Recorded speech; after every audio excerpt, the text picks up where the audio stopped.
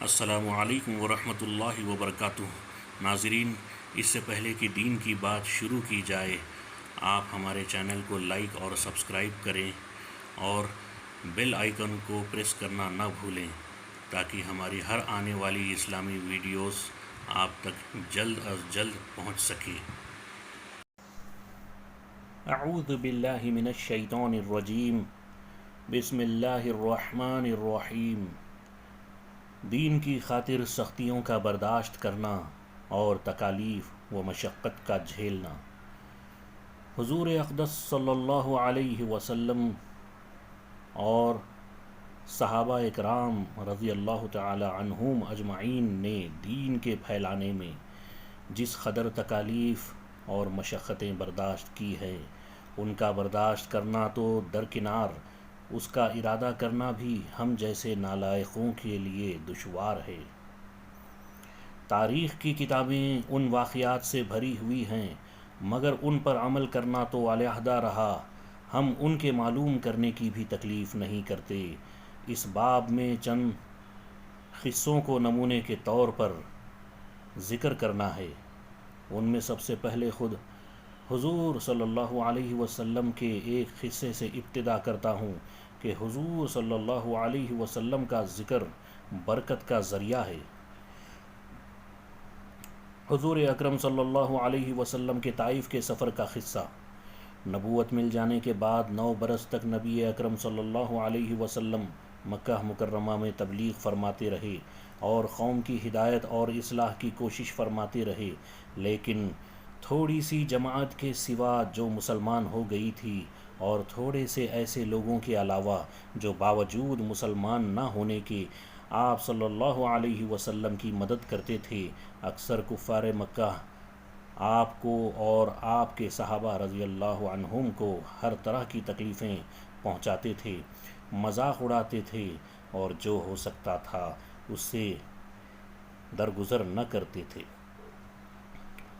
حضور صلی اللہ علیہ وسلم کے چچا ابو طالب بھی انہی نیک دل لوگوں میں تھے جو باوجود مسلمان نہ ہونے کے حضور صلی اللہ علیہ وسلم کی ہر قسم کی مدد فرماتے تھے۔ 10ویں سال میں جب ابو طالب کا بھی انتقال ہو گیا تو کافروں کو اور بھی ہر طرح کھلے مہار اسلام سے روکنے اور مسلمانوں کو تکلیف پہنچانے کا موقع ملا۔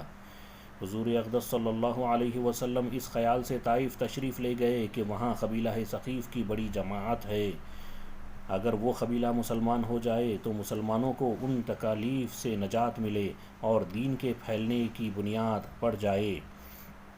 وہاں پہنچ کر قبیلہ کے 3 سرداروں سے جو بڑے درجے کے سمجھے جاتے تھے گفتگو فرمائی اور اللہ کے دین کی طرف بلایا اور اللہ کے رسول صلی اللہ علیہ وسلم کی یعنی اپنی مدد کی طرف متوجہ کیا، مگر ان لوگوں نے بجائے اس کے کہ دین کی بات کو قبول کرتے یا کم سے کم عرب کی مشہور مہمان نوازی کے لحاظ سے ایک نووارد مہمان کی خاطر مدارت کرتے، صاف جواب دے دیا اور نہایت بے رخی اور بد اخلاقی سے پیش آئے۔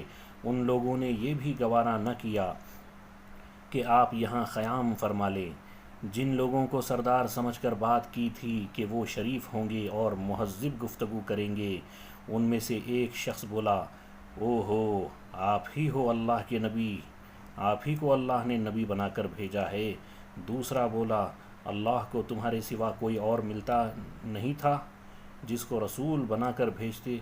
تیسرے نے کہا، میں تجھ سے بات کرنا نہیں چاہتا، اس لیے کہ اگر تو واقعی نبی ہے جیسا کہ دعویٰ ہے تو تیری بات سے انکار کر دینا مصیبت سے خالی نہیں، اور اگر جھوٹ ہے تو میں ایسے شخص سے بات کرنا نہیں چاہتا۔ اس کے بعد ان لوگوں سے نا امید ہو کر حضور اکرم صلی اللہ علیہ وسلم نے اور لوگوں سے بات کرنے کا ارادہ فرمایا کہ آپ تو ہمت اور استقلال کے پہاڑ تھے، مگر کسی نے بھی قبول نہ کیا، بلکہ بجائے قبول کرنے کے حضور صلی اللہ علیہ وسلم سے کہا کہ ہمارے شہر سے فوراً نکل جاؤ اور جہاں تمہاری چاہت کی جگہ ہو وہاں چلے جاؤ۔ حضور اکرم صلی اللہ علیہ وسلم جب ان سے بالکل مایوس ہو کر واپس ہونے لگے تو ان لوگوں نے شہر کے لڑکوں کو پیچھے لگا دیا کہ کہ آپ کا مذاق اڑائیں، تالیاں پیٹیں، پتھر ماریں، حتیٰ کہ آپ صلی اللہ علیہ وسلم کے دونوں جوتے خون کے جاری ہونے سے رنگین ہو گئے۔ حضور اکرم صلی اللہ علیہ وسلم اسی حالت میں واپس ہوئے۔ جب راستے میں ایک جگہ ان شریروں سے اطمینان ہوا تو حضور صلی اللہ علیہ وسلم نے یہ دعا مانگی: اے اللہ، تجھ ہی سے شکایت کرتا ہوں میں اپنی کمزوری اور بے کسی کی اور لوگوں میں ذلت و رسوائی کی۔ اے ارحم الراحمین، تو ہی ضعفاء کا رب ہے اور تو ہی میرا پروردگار ہے۔ تو مجھے کس کے حوالے کرتا ہے؟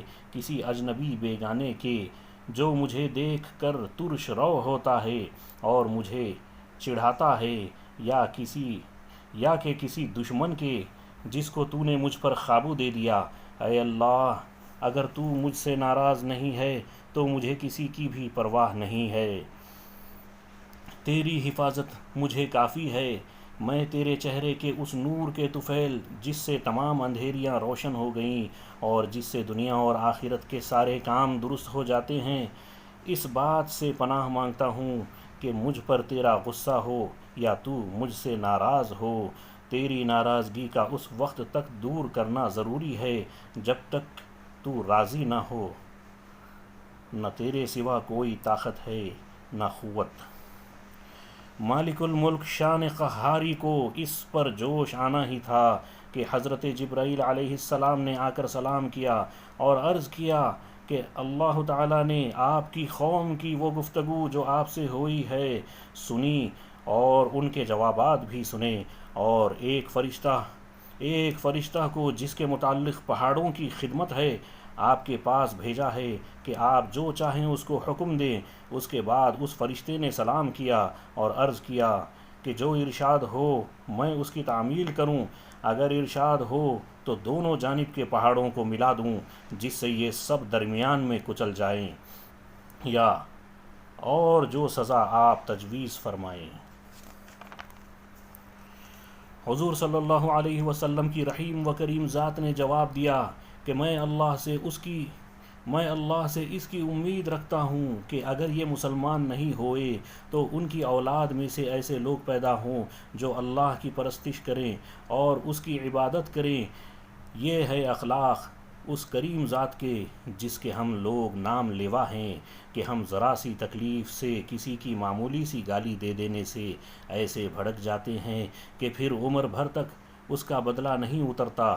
ظلم پر ظلم اس پر کرتے رہتے ہیں اور دعویٰ کرتے ہیں اپنے محمدی ہونے کا، نبی کے پیروں بننے کا۔ نبی کریم صلی اللہ علیہ وسلم اتنی سخت تکالیف اور مشقت اٹھانے کے باوجود نہ بددعا فرماتے ہیں نہ کوئی بدلہ لیتے ہیں۔